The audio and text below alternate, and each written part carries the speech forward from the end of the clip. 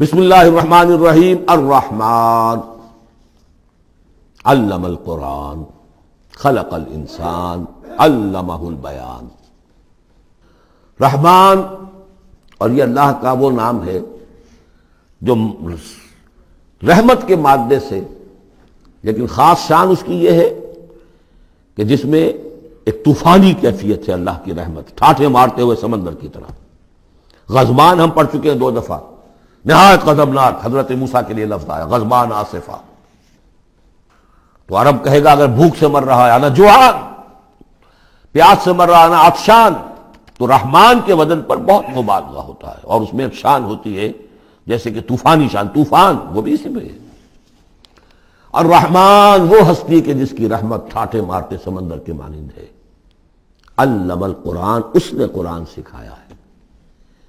یعنی یہ کہ قرآن مجید کی عظمت کا تصور کرو، یہ اللہ کی رحمانیت کا مظہر عتم ہے، اس کی رحمت کی سب سے بڑی شان، اس کا مظہر عتم جو ہے وہ قرآن ہے۔ دوسری بات یہ، اللہ کے ناموں میں چوٹی کا نام رحمان ہے، بہت پسندیدہ۔ رحمت کی تو ضرورت ہر شخص کو ہے۔ حضور نے فرمایا میں بھی مستغنی نہیں۔ آپ نے ایک موقع پہ فرمایا کہ کوشش جنت میں صرف اپنے اعمال کی بنیاد پر نہیں جائے گا جب تک کہ رحمت خداوندی دستگیری نہ کرے۔ اور حضرت عائشہ سے ہے یہ روایت۔ حضرت عائشہ نے پوچھ لیا، ظاہر بات ہے میاں بیوی کے درمیان ایک بے تکلفی بھی ہوتی ہے، کہ کیا حضور آپ بھی؟ آپ نے فرمایا ہاں میں بھی۔ الا ان یتغمدنی ربی برحمتہ، میں بھی جنت میں نہیں جا سکوں گا مگر اس صورت میں کہ میرا رب مجھے اپنی رحمت سے ڈھانپ لے۔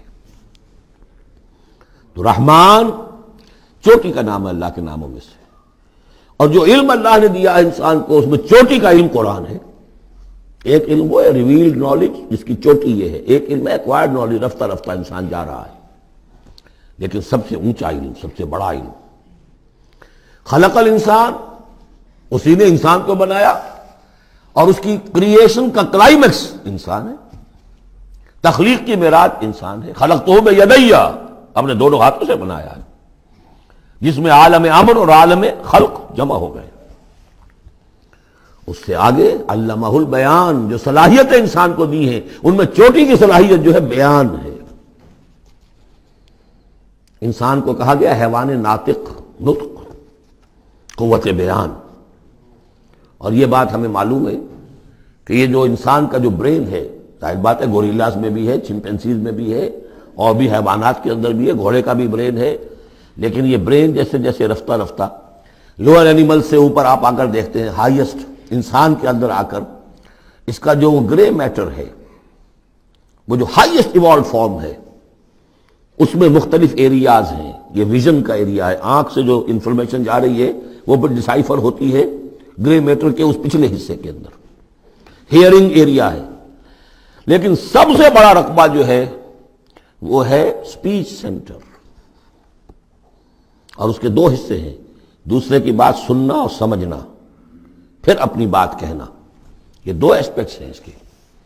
تو اسپیچ سینٹر، اس میں دونوں چیزیں آ جائیں گی، کلام کا فہم اور پھر کلام کو دوسروں تک پہنچانا۔ تو علمہ البیان، اللہ نے صلاحیتیں تو اور بھی دی انسانوں کو بہت سی، آنکھ بھی دی، کان بھی دیا، لیکن یہ آنکھ اور کان تو حیوانات میں بھی ہے، بلکہ بعض حیوانات کی بصارت ہم سے کہیں زیادہ آگے ہے۔ بعض حیوانات وہ ہیں کہ جنہیں روشنی کی بھی ضرورت نہیں دیکھنے کے لیے، بغیر اندھیرے میں بھی دیکھتے، ہم تو اندھیرے میں نہیں دیکھ سکتے۔ اس طرح کان، گھوڑے کا کان جو ہے اس کے کان کھڑے ہو جاتے ہیں اینٹنا کی طرح سے، اگر کہیں سے آہٹ ہو، جب یہ اپنے گھوڑ سوار نے کچھ نہیں دیکھا، کھلا سنا ہے، لیکن ذرا سی آہٹ کہیں کہ گھوڑے نے سن لی۔ اس حوالے سے باقی چیزیں جو ہیں ان میں تو یہ کہ علیحدہ علیحدہ گنا جائے گا تو صلاحیتیں باقی شاید انسان سے بہتر بھی دوسرے حیوانات میں ہیں۔ سونگھنے کی صلاحیت کتے میں جتنی ہے، ہمارے پاس تو 1/100 بھی نہیں۔ حیوانات میں سونگھنے کا ایریا جو ہے وہ بہت بڑا ہوتا ہے برین کے اندر، وہ سونگ کر چیزوں کو اندازہ کرتے ہیں کھانے کی ہے کہ نہیں ہے۔ لیکن انسان کے ہاں آ کر ہائیسٹ لیول آف برین میں یہ اسپیچ سینٹر ہے۔ اب یہ جو 4 آیتوں سے 3 جملے بنے، الرحمن آیت 1 ہو گئی لیکن جملہ تو نہیں بنا۔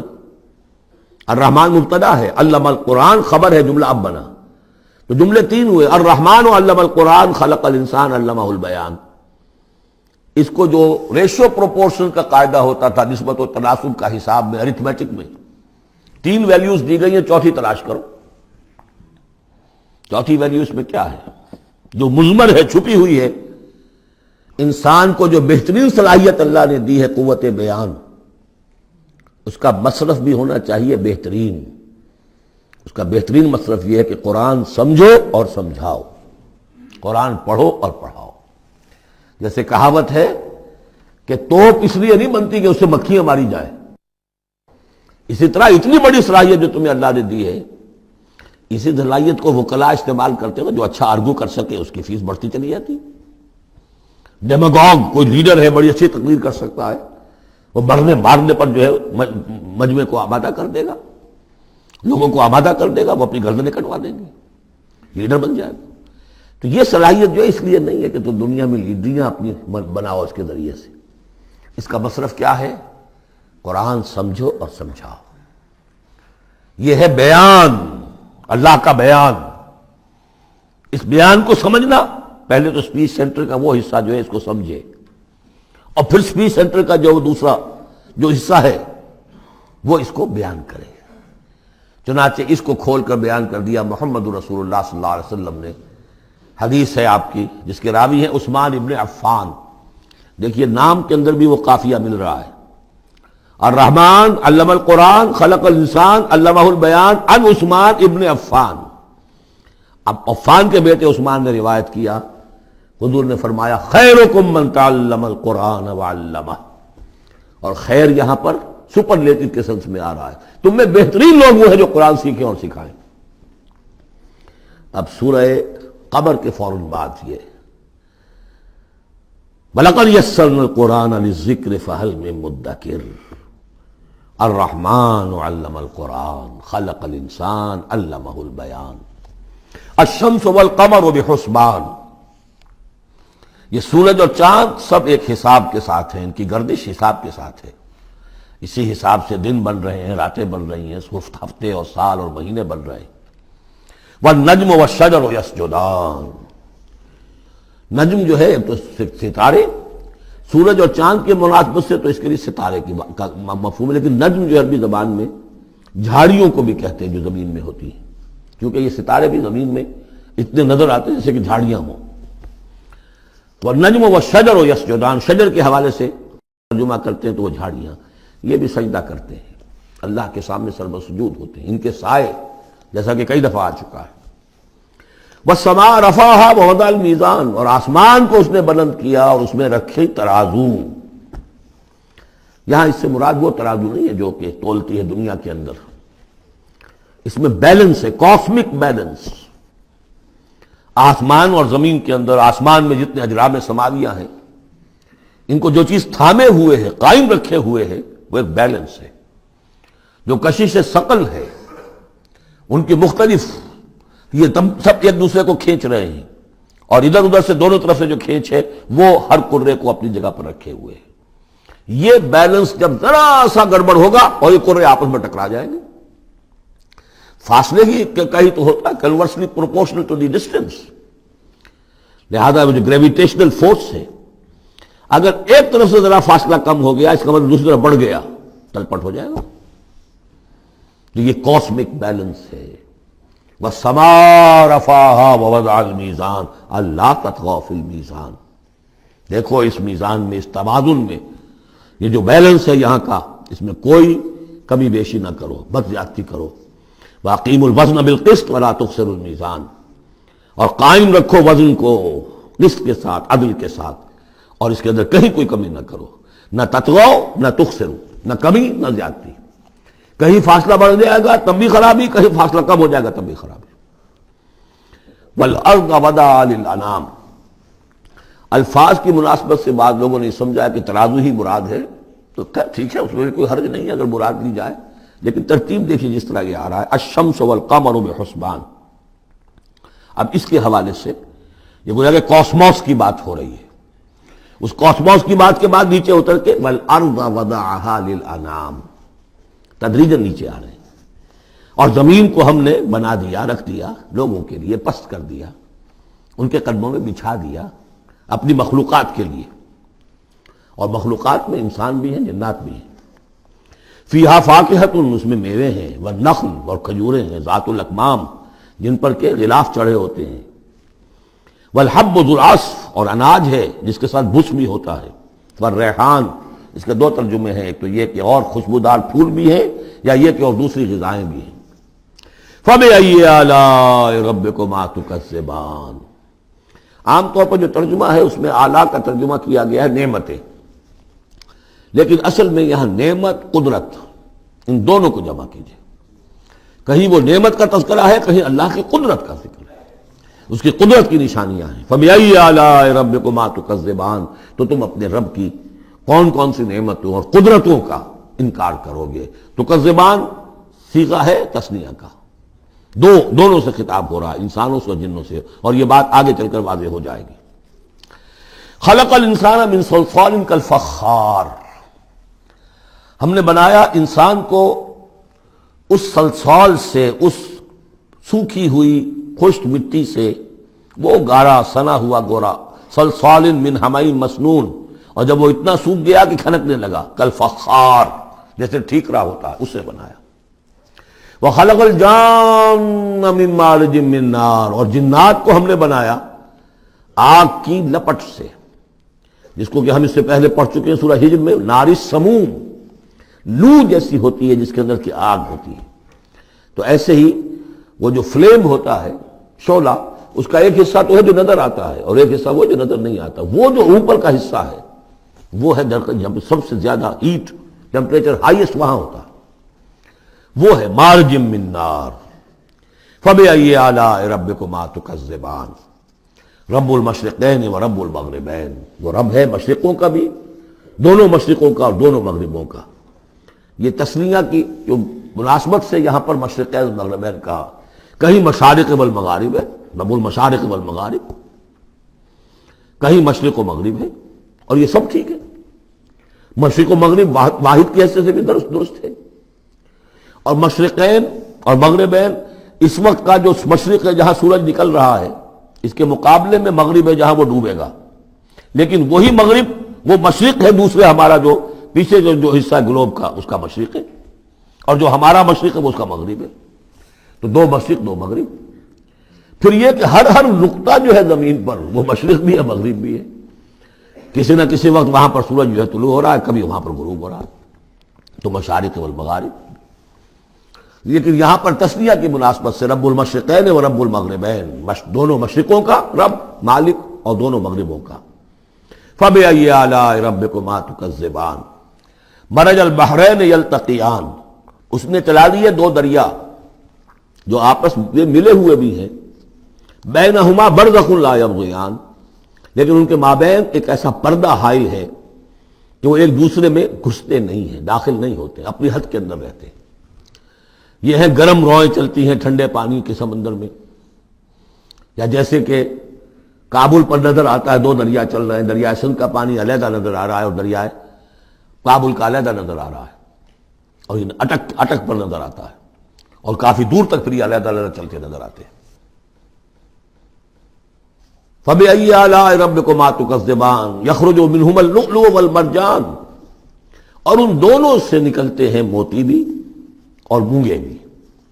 فَبِأَيِّ آلَاءِ رَبِّكُمَا تُكَذِّبَانِ وَلَهُ الْجَوَارِ الْمُنشَآتُ فِي الْبَحْرِ كَالْأَعْلَامِ، اور اس کے لیے ہی ہیں، اللہ ہی کی ملکیت ہے وہ پہاڑ جیسے جہاز، جوار المنشآت جو اونچے کھڑے رہتے ہیں اور سمندر میں ایسے ہوتے ہیں جیسے پہاڑ۔ پچھلے زمانے میں بھی تو اگرچہ بادبانی ہوتے تھے، جب بادبان کھل جاتے تھے تو بڑی اونچی اونچی جو ہے بادبان ہوتے تھے ان کے، پہاڑ کی طرح، پہاڑیاں چھوٹی چھوٹی، اور آج جو کچھ چلتے ہیں بڑے بڑے جہاز، ان کو تو دیکھیں تو واقعی تو وہ پہاڑ ہوتے ہیں سمندر میں۔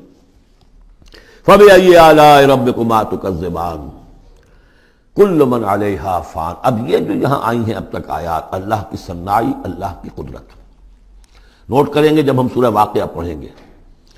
پہلے آیا ذکر قرآن، اس کی عظمت، اور اس کا جو ایک مضمر ہے چیز کہ انسان کو اس قرآن کی عظمت اور فضیلت کو سمجھ کر، اگر اللہ نے وہ جو شعر علامہ اقبال کا، اگر یک قطرہ خون داری اگر مشتے پرے داری، بیا با من تو موزم طریق شاہ بازی را، اگر تمہارے جسم میں کوئی قطرہ خون ہے اور کوئی مٹھی بھر پر بھی تمہیں دے رکھے ہیں، اے چڑیا اے بیا، آؤ کہ میں تمہیں شاہ بازی کے طریقے سکھاؤں۔ اسی طریقے سے اگر تمہیں بولنے کی صلاحیت دی ہے اللہ نے تو اس کا مصرف کیا ہے؟ خیرکم من تعلم القرآن وعلمہ۔ سمجھنے کی صلاحیت دی ہے، قرآن سمجھو۔ بیان کرنے کی صلاحیت دی ہے، بیان کرو قرآن کو۔ پھر یہ کہ اللہ تعالیٰ کی تخلیقی قوت، اس کا تذکرہ ہوا۔ وہاں آپ دیکھیں گے یہ بالکل الٹی یہی ترتیب ہوگی، آخر میں قرآن مجید کی عظمت، اس سے پہلے اللہ کی تخلیقی عظمت، اللہ کے یہی جو اعلیٰ ہے۔ اس کے بعد اب پہلے جہنم والوں کا تذکرہ یہاں ہو رہا ہے، وہاں بعد میں ہوگا۔ فرمایا کل من علیہا فان، جو بھی ہے اس زمین پر جو بھی مخلوقات ہیں سب فنا ہونے والی ہے۔ وَيَبْقَى وَجْهُ رَبِّكَ ذُو الْجَلَالِ وَالْإِكْرَامِ، باقی تو رہے گا صرف تیرے رب کا منہ، تیرے رب کا چہرہ، جو بہت بزرگی والا ہے اور بہت عظمت والا ہے۔ اب یہ کہ اللہ کا چہرہ ہم کیا اس کو نہیں سمجھ سکتے، آیات متشابہات میں سے ہوگا۔ جو اس کا مفہوم سمجھیں گے وہ یہ ہے اللہ کی ذات باقی، باقی سب چیز اللہ تعالیٰ کے سوا سب فانی، پوٹینشلی سب فانی ہے، اپنے طور پر سب کسی کا وجود جو ہے اپنے بل پر قائم نہیں ہے۔ اللہ جب تک قائم رکھے تو در حقیقت وہ خود اپنے بل پر قائم نہیں ہے، وہ تو اللہ تعالیٰ نے ان کو قائم رکھا ہوا ہے۔ کل من علیہا فان، اللہ باقی من کل فان، اللہ ہی باقی ہے، باقی تمام فانی ہے۔ وَيَبْقَى وَجْهُ رَبِّكَ ذُو الْجَلَالِ وَالْإِكْرَامِ فَبِأَيِّ آلَاءِ رَبِّكُمَا تُكَذِّبَانِ يَسْأَلُهُ مَنْ فِي السَّمَاوَاتِ وَالْأَرْضِ، جو بھی ہے آسمان اور زمین میں وہ سب اس کے در کے سوالی ہیں، اسی سے مانگ رہے ہیں۔ وجود بھی ملا ہے اسی سے، حیات کسی کے پاس ہے دی ہوئی ہے اسی کی، کوئی صلاحیت ہے تو دی ہوئی ہے اسی کی، کوئی ذہانت ہے تو دی ہوئی ہے اسی کی، روز کا رزق جو آ رہا ہے اسی کا عطا کرنا، ہر ایک سائل ہے۔ واللہ هو الغنی وانتم الفقراء، تم سب کے سب محتاج ہو، تمہارا وجود مستعار، تمہاری حیات مستعار، تمہیں علم جو دیا اس نے دیا جتنا دیا۔ ولا یحیطون بشیء من علمہ الا بما شاء، تو تمہاری کیفیت یہ ہے۔ یسألہ من فی السماوات والارض، اسی سے مانگتا ہے جو بھی ہے آسمانوں میں اور زمین میں۔ کل یوم ہوا فی شان، وہ ہر دن ایک شغل میں ہے، اس کی ایک مصروفیت ہے۔ یا میرے نزدیک اشارہ ہے اسی بات کی طرف، یدبر الامر من السماء الى الارض ثم یعرج الیہ فی یوم کان مقدارہ الف سنۃ مما تعدون۔ تدبیر امر ہے، ایک دن کی تدبیر وہ کرتا ہے، کیا کچھ اگرچہ وہ ایک دن اس کا 1000 سال کا ہے، اس میں کیا کیا ہونا ہے، کس طرح سے ہونا ہے، پھر وہ احکام کی تنفیذ ہوتی ہے، پھر اس کی رپورٹ ہے، اس کو واپس جاتی ہے۔ تو کل یوم ہوا فی شان، وہ کوئی ایک یوں سمجھیے کہ کوئی سٹیٹک کوئی حقیقت نہیں ہے، خود اس کی مصروفیات، کل یوم ہوا فی شان، نئی شان کے ساتھ اس کا ظہور ہوتا ہے۔ کل یوم ہوا فی شان فبأی آلاء ربکما تکذبان سنفرغ لکم ایھا الثقلان۔ اب یہاں پر کھل کر بات کی کہ یہ تکذبان کیوں کہا جا رہا ہے۔ ہم جلد ہی فارغ ہو جائیں گے تمہارے لیے، اے دو بھاری قافلوں، اے انسانوں کا قافلہ اور اے جنات کے قافلے۔ ابھی جو ہے اس کائنات کو ہم نے چلایا ہوا ہے، ابھی مہلتیں ہم نے دے رکھی ہیں، وقت مقرر کیا ہوا ہے، اجل مسمى ہے اس کائنات کی بھی اور ہر قوم کی بھی۔ لکل امت اجل، ہر امت کے لیے بھی ایک اجل ہے، ہر ایک فرد کی اجل ہے، وہ سب ہے، لیکن القریب ہم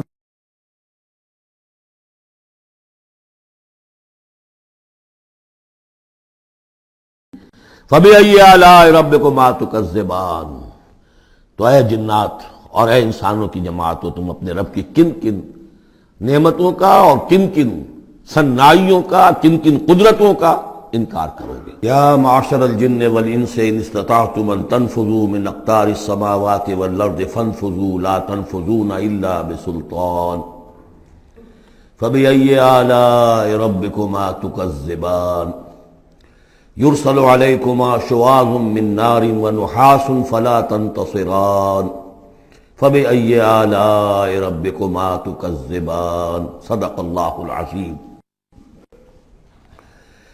چونکہ اس سے پہلے آیت آ چکی ہے سنفرغ لکم ایھا الثقلان، دو بھاری قافلے جو ہیں اللہ تعالیٰ کی مخلوقات میں سے، ایک قافلہ انسانیت اور ایک قافلہ جو جنوں پر مشتمل ہے۔ اب یہاں اس آیت میں آیت نمبر 33 میں براہ راست ان سے خطاب ہے، اے گروہ جن اور اے گروہ انس، یا معاشر الجن والانس ان استطعتم، اگر تمہارے اندر استطاعت ہے، طاقت رکھتے ہو، ان تنفذوا من اقطار السماوات والارض، کہ تم نکل بھاگو آسمانوں اور زمین کے دائروں سے، کناروں سے، تنفذوا تو نکل جاؤ، لا تنفذون الا بسلطان، نہیں نکل سکو گے مگر اللہ تعالیٰ کی سرعت کے ساتھ۔ یہ آیت مبارکہ مشکلات القرآن میں سے ہے، پوری طرح ہم شاید ابھی نہ سمجھ پائیں جب تک کہ اور ہمارا علم جو ہے کائنات کے بارے میں، کاسموس کے بارے میں اور علم بڑھ نہیں جاتا۔ لیکن یہ کہ عام طور پر یہ سمجھا گیا ہے کہ یہ انسان اور جن جو ہیں ایک حد تک ان کی رسائی ہے اس کائنات کے اندر، اس سے آگے نہیں۔ جیسے کہ آ چکا ہے، میں پہلے بھی بیان کیا ہے کہ جنات کے لیے غالباً یہ ہمارا جو سولر سسٹم ہے، یہ پورا جو ہے یہ ان کی جولان گاہ ہے، اس میں یہ جائیں جدھر جائیں چلے جائیں، اس سے آگے نہیں۔ انسانوں کا معاملہ یہ ہے کہ وہ اس کے اندر بھی جو بھی فاصلہ طے کرتے ہیں، وہ ظاہر بات ہے کہ وہ اس کے لیے مشینیں ایجاد کر کے جہاں تک جا رہے ہیں، لیکن اس پورے سولر سسٹم تک بھی ان کی رسائی ممکن نہیں ہوگی۔ لیکن یہ کہ ایک گمان میرا ہے جو میں آپ کے سامنے پیش کر رہا ہوں کہ قرآن مجید جب آسمانوں اور زمین کی بات کرتا ہے تو وہ مراد ہوتی ہے کل کائنات، کل یونیورس، اور کل یونیورس کے کناروں سے نکل بھاگنا، اس کے کیا معنی ہے؟ اس کے معنی یہ ہے معدوم ہو جانا، یعنی یہ کہ جہنم میں پڑنے والے چاہیں گے کہ ہم معدوم ہو جائیں۔ کاش کہ جیسا کہ ہم نے پڑھا تھا سورہ نساء میں، فَكَيْفَ إِذَا جِئْنَا مِن كُلِّ أُمَّةٍ بِشَهِيدٍ وَجِئْنَا بِكَ عَلَىٰ هَٰؤُلَاءِ شَهِيدًا۔ اس روز انسان چاہیں گے کہ اس طرح زمین شق ہو جائے، وہ اس میں دھس جائے اور زمین اوپر سے برابر کر دی جائے۔ یہ تو ہوگا یوم الحساب کو۔ لیکن سوال یہ ہے کہ من اقطار السماوات والارض، تمام آسمانوں اور زمین کے کناروں سے نکل بھاگنا، معدوم ہونا، یہ بھی بس میں نہیں ہے۔ اللہ کے اذن سے ہی ہم بنے ہیں، ہمیں وجود عطا ہوا ہے، اور اللہ ہی کا اختیار ہے جو ہمیں معدوم کر سکتا ہے۔ ہم لاکھ چاہیں کہ معدوم ہو جائیں، معدوم نہیں ہو سکتے، یہ بھی ہمارے اختیار سے باہر ہے۔ اذن رب ہی ہو تو ہم معدوم ہوں بغیر اذن رب۔ یہاں پر ویسے جو اللہ بسلطان، اللہ کا حکم، اللہ کی مرضی، اللہ کی سند، اس طرح کی کوئی بات ہے، اگرچہ عام طور پر بات وہ سمجھی گئی ہے جو پہلے میں نے بتایا، میرا گمان یہ ہے واللہ عالم۔ بہرحال مشکلات القرآن میں سے ہے۔ فَبِأَيِّ آلَاءِ رَبِّكُمَا تُكَذِّبَانِ، تو تم اپنے رب کی کن کن نعمتوں اور کن کن صناعیوں اور کاریگریوں اور کن کن قدرتوں کا انکار کرو گے۔ یرسل علیکما شواظ من نار، تم پر پھینکے جائیں گے شعلے بھڑکتے ہوئے آگ کے، ونحاس، اور دھواں ملا ہوا، وہ آگ جس میں کہ دھواں ملا ہوا ہو، فلا تنتصران، پھر تم بدلہ نہیں لے سکو گے۔ فَبِأَيِّ آلَاءِ رَبِّكُمَا تُكَذِّبَانِ فَإِذَا انشَقَّتِ السَّمَاءُ، جب آسمان پھٹ جائے گا، فَكَانَتْ وَرْدَةً كَالدِّهَانِ، تو ایسے ہو جائے گا گلابی رنگ کا جیسے کہ تیل کی تلچھٹ ہوتی ہے۔ جب تیل کو صاف کیا جاتا ہے تو اس کے نیچے جو تلچھٹ رہ جاتی گلابی رنگ کی۔ فَبِأَيِّ آلَاءِ رَبِّكُمَا تُكَذِّبَانِ فَيَوْمَئِذٍ لَا يُسْأَلُ عَنْ ذَنبِهِ إِنسٌ وَلَا جَانٌ، تو اس روز کوئی پوچھنے کی ضرورت نہیں ہوگی ان کے گناہوں کے بارے میں، نہ انسانوں سے نہ جنوں سے۔ اللہ تعالیٰ پوچھے گا، حساب کتاب بھی ہوگا، لیکن یہ کہ اپنی جگہ پر ہر ایک کے چہرے پر لکھا ہوگا اس کا انجام۔ بل الانسان علی نفسہ بصیرہ، چنانچہ کئی جگہ قرآن مجید میں نقشہ کھینچا گیا ہے، میدان قیامت میں جب لوگ کھڑے ہوں گے، کچھ لوگوں کے چہرے تر و تازہ ہوں گے، کچھ لوگوں کے اوپر مردنی چھائی ہوئی ہوگی، جس کی مثال بہترین ہوتی ہے ہائی سکولز کے اندر۔ ہر سال جب ڈکلیئر کرتے ہیں امتحان، سالانہ امتحان کا نتیجہ، تو جب کھڑے ہوتے ہیں طالب علم سننے کے لیے، تو بعض لوگوں کے چہروں کے اوپر لکھا ہوتا ہے کہ یہ فیل ہونے، اس لیے کہ انہیں معلوم ہے لکھ کر کے آئے تھے ہم، اور بعض کے چہرے تر و تازہ ہوتے ہیں، انہیں اگر فکر ہوتی ہے تو اس کی کہ میں فرسٹ آتا ہوں یا نہیں آتا، بس اس کی تشویش ہو سکتی ہے، لیکن یہ کہ انہیں کوئی اندیشہ یہ نہیں ہوتا کہ وہ فیل ہو جائیں گے۔ تو فَيَوْمَئِذٍ لَا يُسْأَلُ عَنْ ذَنبِهِ انس ولا جان، اس دن پوچھا جانا ضروری نہیں ہوگا کسی سے بھی، نہ جن سے نہ انس سے، ان کے گناہ کے بارے میں۔ فَبِأَيِّ آلَاءِ رَبِّكُمَا تُكَذِّبَانِ يُعْرَفُ الْمُجْرِمُونَ بِسِیمَاهُمْ، پہچان لیے جائیں گے مجرم اپنے چہروں سے، چہرے ان کے اترے ہوئے ہوں گے، انہیں تو معلوم ہوگا۔ یعرف المجرمون بسیماہم فیؤخذ بالنواصی والاقدام، پھر ان کو پکڑا جائے گا ان کی پیشانی کے بالوں سے اور پاؤں سے، یعنی ہر ایک کو کوئی فرشتہ جو ہے وہ ادھر سے اس کی پیشانی کے بال پکڑے گا اور ادھر سے اس کی ٹانگیں پکڑ کر ٹاس کرے گا اسے۔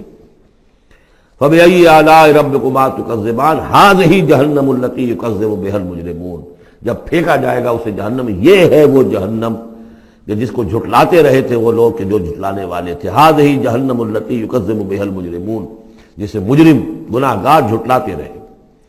یطوفون بینہا و بین حمیم آن، اب وہ چکر لگاتے رہیں گے، اس آگ سے نکلیں گے، پانی پینا چاہیں گے تو وہ پانی کھولتا ہوگا، حمیم آن، کھولتے پانی کے اور اس آگ کے درمیان۔ فَبِأَيِّ آلَاءِ رَبِّكُمَا تُكَذِّبَانِ، اب یہ تو اہل جہنم کا انجام ہے جو یہاں بیان ہو گیا۔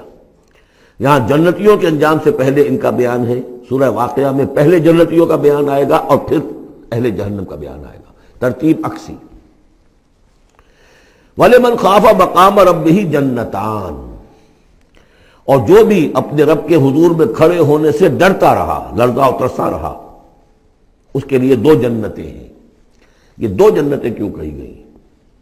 اس کے لیے جو توجیہ میری سمجھ میں آئی ہے اس میں مجھے خاصا اطمینان ہے، انشراح ہے، کہ جنتیں جو جنوں کے لیے ہوں گی وہ علیحدہ جنت ہے، انسانوں کے لیے علیحدہ ہے۔ ظاہر بات ہے دونوں کے احساسات جدا ہیں، دونوں کے ذوق جدا ہیں، دونوں کے مذاق جدا ہیں، لہذا ایک جنت ہے کہ جو انسانوں کے لیے ہے اور ایک جنت ہے کہ جو جنات کے لیے ہے۔